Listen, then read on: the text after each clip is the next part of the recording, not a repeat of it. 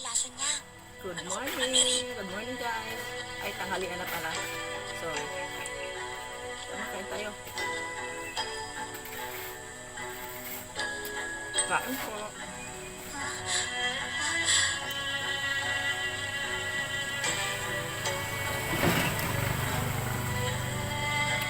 Dami kong kanin. Nasunog pa.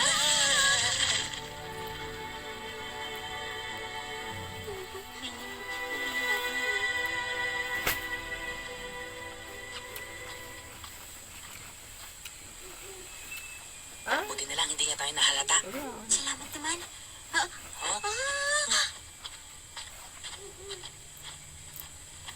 Saan siya nagpunta? Oo nga, nawala siya.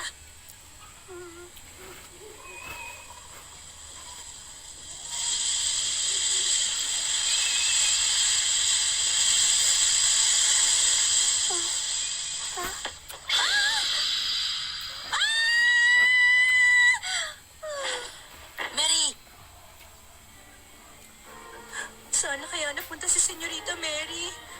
Maghiwalay kayo sa dalawang grupo. Kailangan matagpuan niyo si Mary. Opo.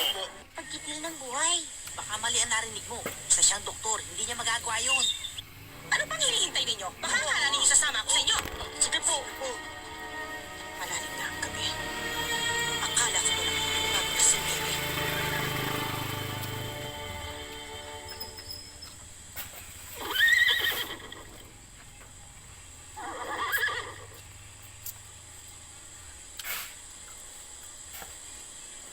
Doktor, kumusta na po ang kalagayan niya? Mukha namang ligtas na siya sa kapahamakan. Maraming salamat po sa inyo, Dr. Henry. Utang na loob po namin to sa inyo. Kaya rin palang gamutin ni Dr. Henry ang sakit ng mga hayop. Hindi ko alam yun ah. Mali.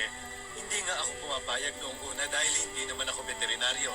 Pero hindi ako nakatanggi ng magmakaawa siya sa akin. Ang akala ko kasi wala nang lunas sa sakit ng kanyang kabayo kaya iminungkahi kong patay na lang nila sa halip na lalo pa itong maghirap. Kung mawawala ang aming kabayo, tiyak kung hindi na kami makakain sa darating ng mga araw. Doktor, hindi po namin alam kung paano kayo pasasalamatan. Kaninang hapon narinig ko pong may sinasabi kayo tungkol sa pagkitil ng buhay. Ito po ba yon? Narinig mo pala ang aming usapan. Nasabi sa akin ni Natalie na tumulong na siya minsan sa isang veterinaryo kaya nagtanong-tanong ako sa kanya kung anong gagawin. Hindi pala tungkol kay Colin ang sinasabi niyo. Anong calling? Wala naman po, hindi pa si Colin. Sandali pala. Bakit nga ba kayo nagpunta sa lugar na ito? Ano naisip nyo tapadpad kayo sa liblib na pook na ito? Senorita Mary! Senyorita Mary!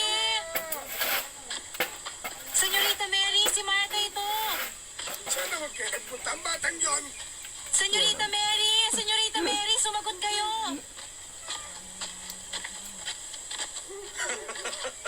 Kaya naman pala. Kaya pala. Ano po bang nakakatawa? Totoo yun, Mary. Totoong pinsan nga ako ni Mr. Craven. Pero hindi kami magkadugo. Ibig sabihin noon, hindi ako magiging tagapagmana. Kung hindi pa rin kayo makapaniwala, bakit hindi kayo magtanong? Tanongin niyo ang buong bayan at malalaman niyo ang katotohanan. Pagpasensyahan niyo po ako. Hindi ko po sinasadya, Dr. Henry. O ano Mary, naniniwala ka na sa akin? Masaya na ako bilang isang doktor na matagabaryo.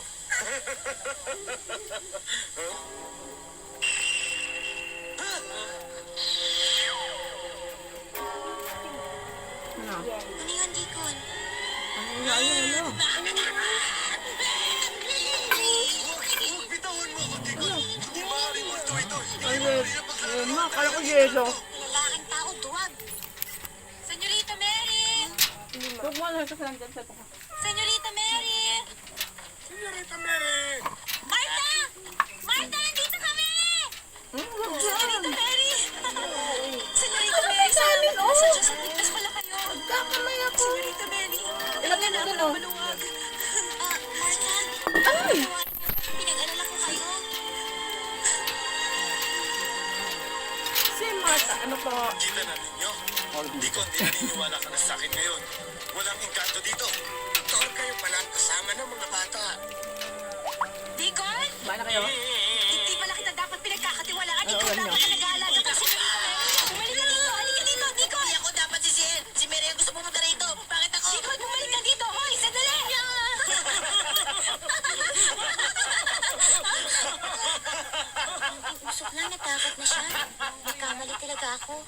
niya magagawang kumitil ng buhay. Ano po ba kaguluhan ang nangyayari dito, Mrs. Medlock? May masama po bang nangyari kay Mary? Wala naman, huwag kang mag-alala. Mrs. Medlock, narito na po si Senyorita Mary. Mary, saan lupalop ka ng mundo nagsuot? Magandang gabi, Mrs. Medlock.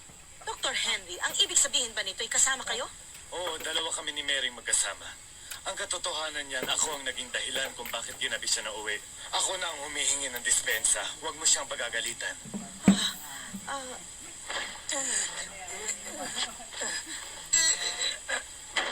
Colleen, narito na ako! Ikaw pala, Mary. Colleen, nakita ko ang ginawa mo. Malakas na ang iyong katawan. Pero alam mo, may maganda akong balita sa'yo. Ano yun? Alam mo, nagkamali tayo. Napakabait palang tao ni Dr. Henry. Hindi niya magagawa ang binibintang mo sa kanya. Sinungaling? Hindi niya maniwala ka sa akin. Sa katunayan, meron siyang pinagaling na kabayo kanina. Hindi ako naniniwala. Sinabi pa niya sa akin na hindi siya pwedeng maging tagapagmana. Tama na. Senyorito Colleen, narito po si Dr. Henry. Maniwala ka na sa akin, Colleen. Mabait siya, kaya pakinggan mo na sasabihin niya.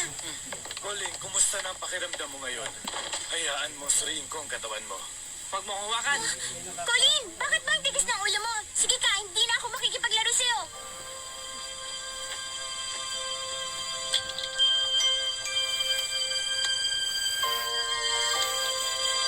Aba, Colleen, malaking ipinagbago ng katawan mo. Sandali. Matagal na natin kitang damit ni Dr. Henry sa kabayo habang ginagamot niya yun. Pero hindi inubos si Colleen. Ibig sabihin, hindi talaga bawal kay Colleen mga hayop. Akala lang niya yun. Nasa isip lang niya pala yun. Ano ba ang hihintay ninyo? Baka akala ninyo sasama ako sa inyo. Sige po.